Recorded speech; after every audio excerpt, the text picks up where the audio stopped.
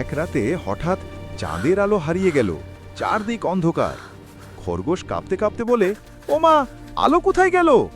হরিণ বলল, এটা শুধু অন্ধকার না, বাতাসও ভারী। ঠিক তখনই হাজির ডিটেকটিভ বিড়াল।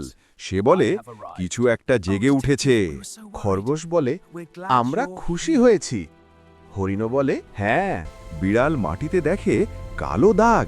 সে বলে, এটা শয়তানি শক্তি। দূরে লাল আলো ধকধক করে ওঠে, যেন কিছু ডাকছে। ধুম ধুম, মাটি কাঁপে।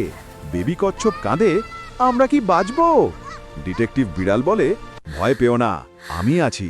অন্ধকার থেমে যায়, চাঁদের আলো একটু একটু করে ফিরে আসে, কিন্তু ছায়া লুকিয়ে থাকে।